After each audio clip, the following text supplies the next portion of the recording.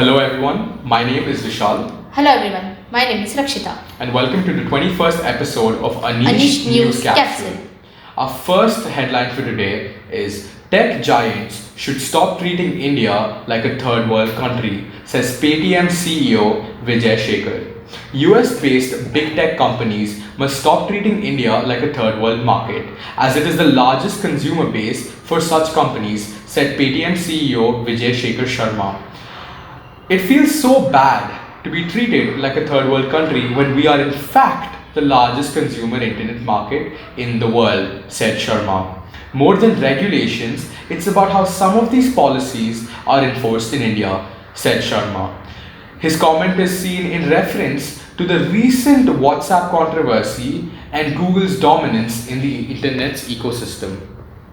Facebook owned WhatsApp on January 5th started sending notifications to its users in India and other countries asking users to agree to its new privacy policy by February 8th.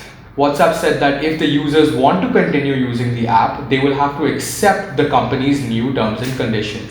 If they didn't, they would no longer be able to assess or access their WhatsApp accounts from February 8th. This has sparked some concerns over data and privacy, with many questioning the move. While WhatsApp CEO Will Cathcart clarified some doubts around the privacy policy last week, to further assure users, the messaging app also issued clarifications in the form of a newsletter. Our second headlines of the day. Sales tax in PSUs, says Raghuram Rajan. Former Reserve Bank of India Governor Raghuram Rajan has said that government should take advantage of rally in Indian equity market right now and sales tax in PSUs while prioritizing sending to get the economy back on track. He said that Budget 2021 should focus on providing relief funds to the poor householders and small and medium enterprises. Rajan said prioritizing sending is important as it would help the government focus on what is essential, such as relief to poor households and small businesses. The government must look to the boost spending on infrastructure as it is one of the best ways of getting the economy back on track. Our third headline for the day, RBI drains 2 trillion in a bid to nudge shorter rates higher. The RBI is draining excess cash after money market rates crashed way below 4% interest rate corridor last year, spurring calls from investors for it to remedy a situation that could distort banks' asset pricing. India's central bank drained 2 trillion rupees from the banking system on Friday as it seeks to push up money market rates that had crashed below the reverse repo rate. Fourth headline of the day. Forex reserves up by $758 million to lifetime high. The country's foreign exchange reserves rose by $758 million to reach a record of $556.082 billion in a week ended on the January 8th. RBI data in the previous week ended January 1st, the reserves has increased by $4.483 billion to $585.324 billion. In the reporting week, foreign currency access, a major component of the overall reserves, rose by $150 million to $541.71 billion.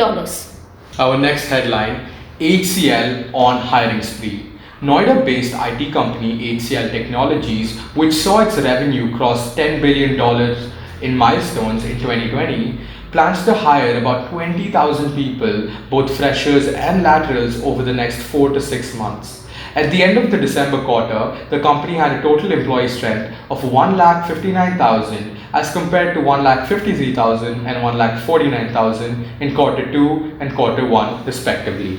Our next headline of the day. Indian Chamber of Commerce demands higher interest subvention of MSMEs. Industry body Indian Chamber of Commerce on Friday demanded higher interest on subvention for micro, small and medium enterprises on loans to boost employment generation in the country. The 2% interest subvention scheme on loan has truly supported Indian MSMEs.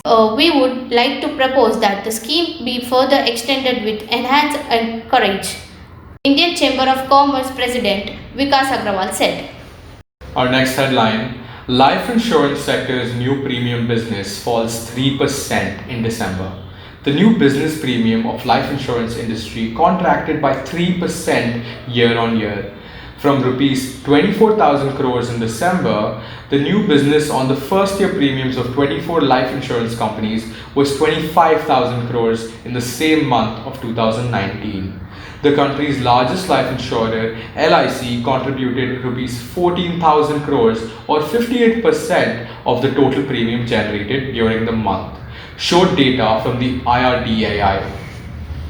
LIC's new business premium declined by 15% from 16,000 crores in December 2019. From the private sector comprising of 23 players registered a growth of 22% by earning new premium of 10,000 crores in December. Compared to 8,000 crores in a year ago period, among private sector life insurers, Bajaj Allianz Life's new business rose maximum by 64% to 686 crores in December 2020, over 418 crores in 2019. Indico announces a big fat sale. Budget airline Indico has announced a 5-day special sale across domestic flights from January 13 to January 17, 2021. Under the big fat sale, Indico passengers can book one-way and round-trip non-stop domestic flight tickets for traveling between April 1st, 2021 and September 30, 2021 for as low as rupees 900. Flight change or flight cancellation charges rupees worth 500 will apply on booking during the said offer. Under the sale, the Delhi-Kolkata flight fare is rupees 2,480, whereas the Delhi-Goa flight is rupees 2,900 and Delhi-Mumbai flight costs rupees 2,600, among many more domestic routes.